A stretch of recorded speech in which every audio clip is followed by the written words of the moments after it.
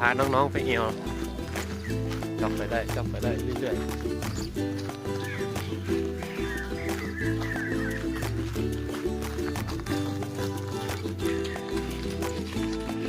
ลุงนำทีมไปเลยจอกเบาๆเดี๋ยวค่อยเข้าป่าแตะ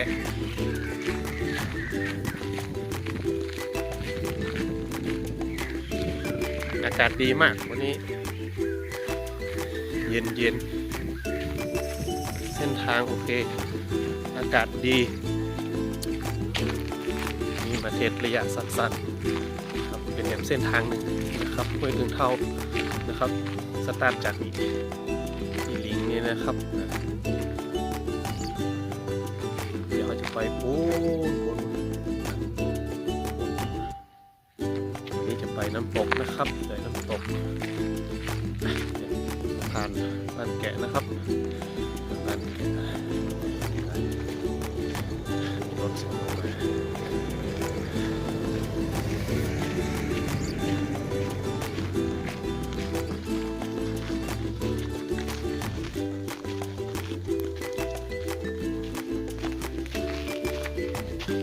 ต่อเลยลุงต่อเลย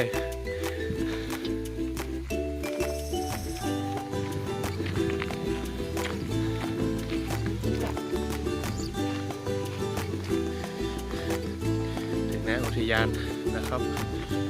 มีทางเบี่ยงทางซ้ายเดี๋ยวขอซ้ายนี่มาเลย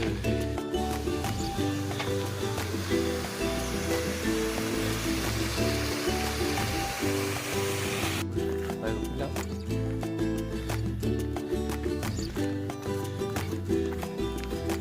เส้นทางครับนี่เส้นทางสั้นๆนะครับเส้นทางที่ถือว่าประหยัดสั้นๆจบที่น้ำตก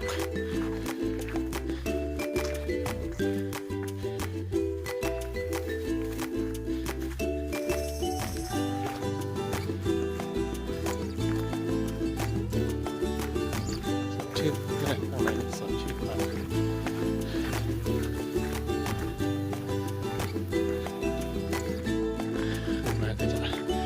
ซ้ายของกำนึงนะครับ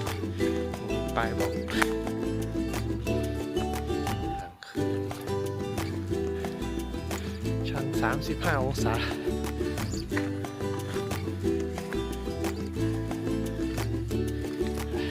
จบไปชันนิดหน่อยระยะสั้นๆ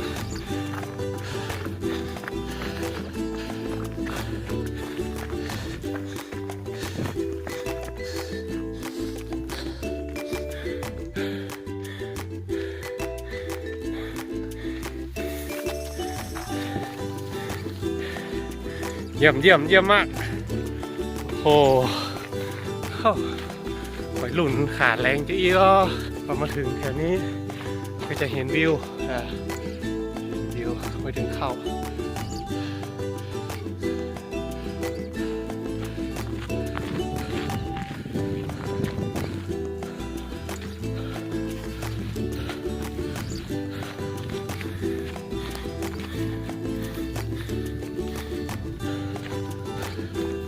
เดี๋ยวจะมีแถมจุดหนึ่งเป็นจุดชมวิวโอ้โหอยู่บนเนี้ยพาไปหอครับ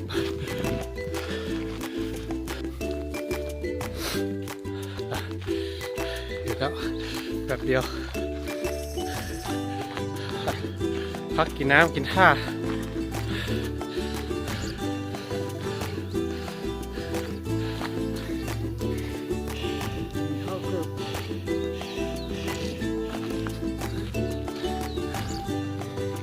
ครับหยุดชมวิวมูมือลิงนี่โอ้โห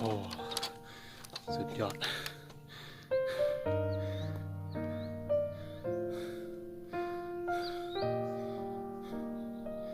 เห็นวิวอย่างกว้างไกลนะต้องมาสัมผัสเองถึงจะรู้อาทิตย์กำลังขึ้นสวยงาม 26อ่ะดีนี้ ถ้าจะได้วิวเน็ต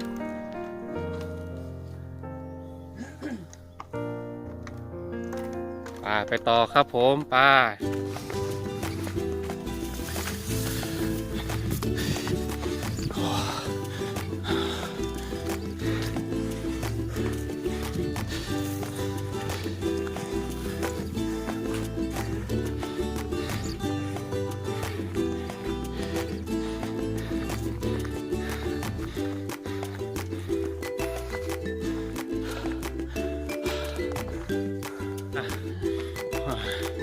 ขึ้นมาอีกหนึ่งเนิน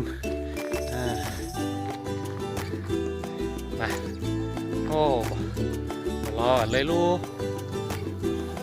มาแถวกับไปเลยเว้ย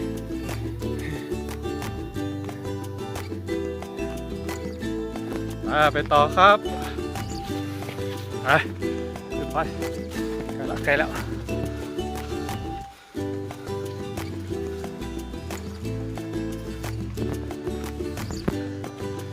เยี่ยมเยี่ยมโอ้โห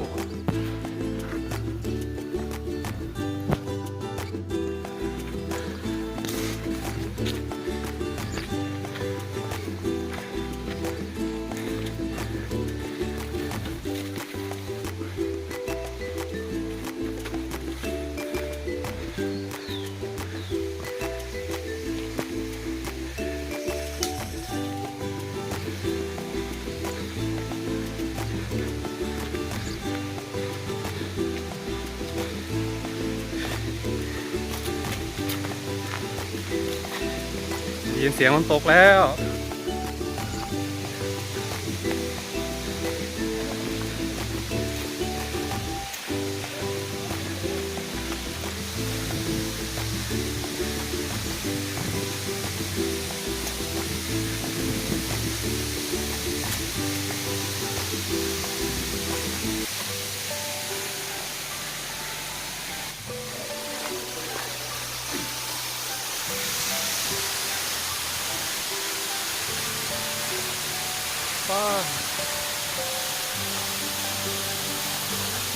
น้ำตกตัดเหมยครับ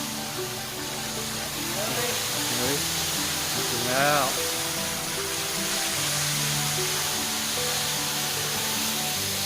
อันนี้ฟันรันกันมาม่วนๆเนาะครับผมมาถึงกันทุกคนสุดยอดเยี่ยมมากเลยโอเค